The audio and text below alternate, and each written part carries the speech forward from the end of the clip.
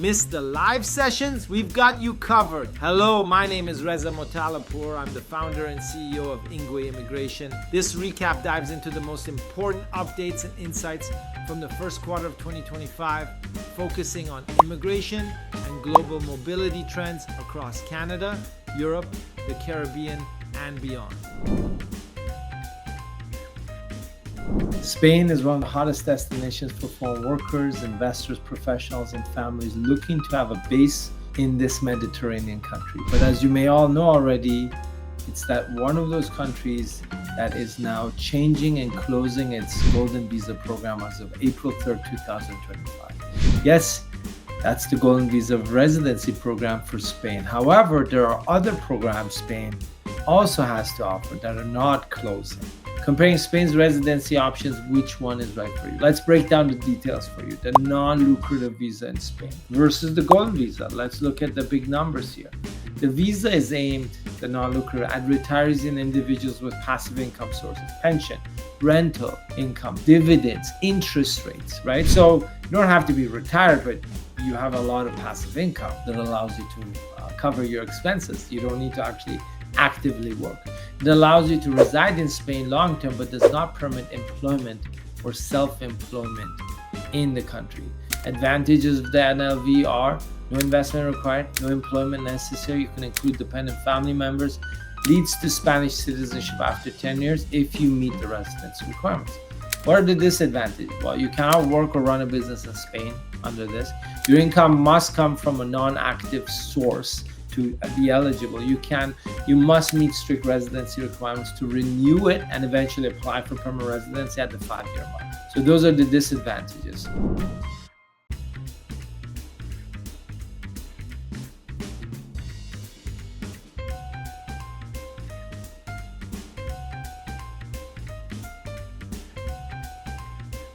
Yes, you can actually buy a passport without moving a finger. Well, you actually have to move a few fingers to click on the mouse and fill out some forms and maybe wire transfer the investment. But these are basically straight out passport citizenship programs. You can donate, invest, and obtain that passport anywhere from 3 to 10 months.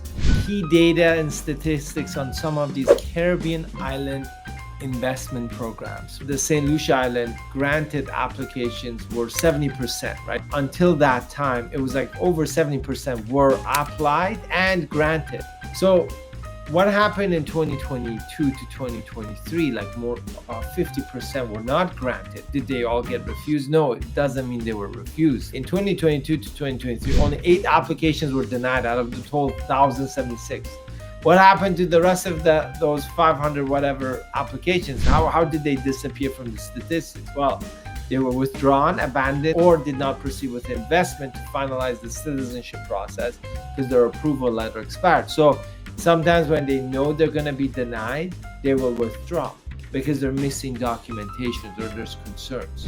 This indicates 2 points when we look at these stats from St. Lucia, which is one of those islands that sells this passport. A, it is easy to obtain a St. Lucia citizenship passport because the eligibility requirements are relaxed, right? So you get good approvals. And B, many applicants apply without having their funds ready or the documentation in order to complete the whole process. So that's why you see a big gap in the who was granted and who applied and who was denied. So we're missing like 537 people in applications in between. What happened to them? Well, they weren't ready. Those were half-effort applications. The agents or the people who were helping them, the consults, didn't go through the documentation, their liquid funds, their eligibility properly.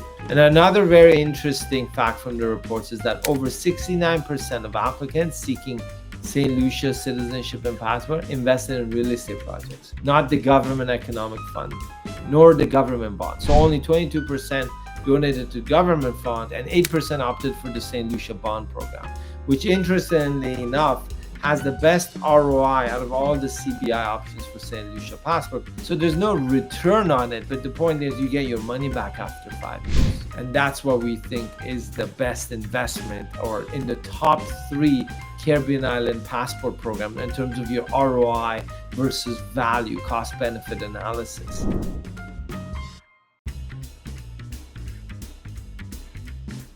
For any foreign investors and applicants, especially Americans, Canadians looking to call Portugal their home country, or any cryptocurrency enthusiasts out there anywhere in the world looking for a crypto-friendly country, the famous NHR program in Portugal has always been a key benefit for certain tax exemptions for foreign sourced income. This was a key attraction for foreigners looking to move to Portugal under the Golden Visa program. It has come to an end last year and the new program is going to be announced soon. The tax incentive for scientific research and innovation, as we discussed earlier, is more targeted for highly skilled workers and applicants in innovative fields such as the tech sector. There are also differences in the new tax regime depending on where in Portugal you're residing.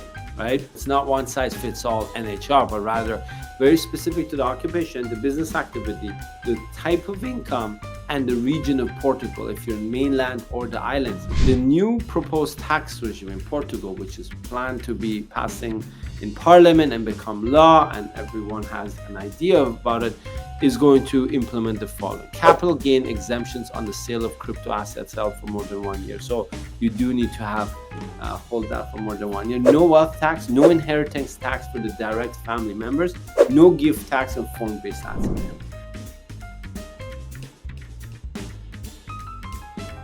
The Canadian Startup Visa program is changing. Those are the facts.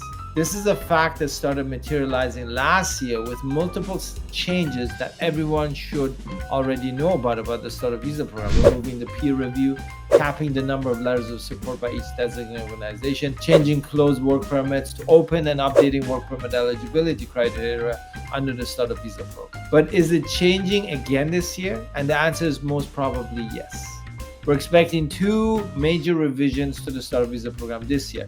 We were expecting one end of last year, but they deferred that. These are just probabilities and likelihoods, but as far as we have heard from the stakeholders in discussion with IRCC, is that these key points are under review that we're covering right now in this short video. Essential and non-essential members on the letter of support. Most designated organizations have communicated to the IRCC that this is a useless factor which is included in the letter of support and can be affecting their Startup Visa clients and should be scrapped completely. Number 2, eligibility criteria of the Startup Visa applicants. Due to the low quality of applicants, many overseas agents sign up into the SUV groups to fill their spots. The IRCC is considering increasing the eligibility qualifications for Startup Visa peer applicants. Some of these changes could be language ability. Right now it's at a Canadian language benchmark of 5, which means CELPIP 5 or IELTS language exam 5554 for being reading, or the French equivalent.